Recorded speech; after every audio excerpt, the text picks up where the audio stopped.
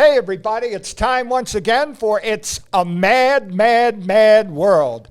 And here at Kensil Culture, this is our favorite magazine. And we get inspiration just like everybody else did all through the 60s, 70s, and 80s. They parody and they make some of the best art in the world. Look, there's Farrah Fawcett, all right? Of course, Kate Jackson, okay? And they all look beautiful. Yes, it was a very cool time. It's I'd actually like if I had enough money, I would love to get the original paintings of this. I'm pretty sure they're out there, and I'm pretty sure they're pretty expensive. But Alfred E. Newman here, okay? We all know Alfred E. And he at one time is transformed into everybody. Everybody from Obama to, he was Clinton, he was Eisenhower, he's anybody in history that you want to think of. And Alfred E. Newman has been magnificently transformed into that.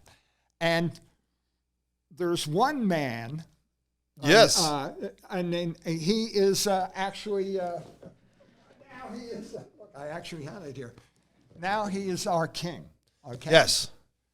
King Charles. Right over there across the pond where they actually eat blood pudding, I think. Meat pies. And meat pies and Benny Hill. Things like that, and like Benny Hill.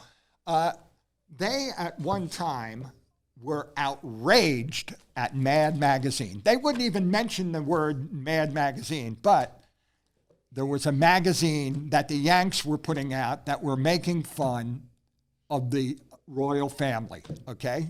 Queen Elizabeth, Philip, and, of course, little Charles, okay? And Charles, at that time, and if you looked at him, he kind of looks like...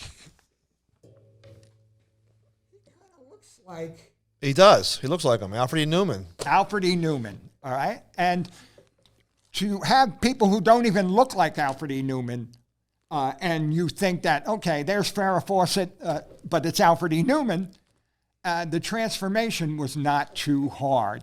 No. And, and so the papers in London, they were outraged. How could these Yanks do this to us? This is our royal family. Yep. What do they think they are? So anyway, months go by, and Mad Magazine, they get a letter on Buckingham Palace stationery that is from Charles himself. Little Charles, 9 years old, Charles.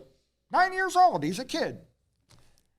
And he writes in it, "This bloody well doesn't look like me. And you can bloody well stuff it," which in, American talk is put it up your butt, okay? Like Thanksgiving. But they're kind of, they're kind of jolly over there, and they wouldn't. But years later, in the 80s, they had a contest. Who looks the most like, what celebrity looks the most like Alfred E. Newman? Ron Howard? It wasn't Ron Howard. He was close in the running, and so was David Letterman. Sammy Davis? And so was Ted Koppel. But the winner, years later, was the one and only Prince Charles. He did look like him. He looked more like him than Ted Koppel's a close second. Yes. But he's a king among men, and let's just say that's part of the mad history. Okay. We'll see you later.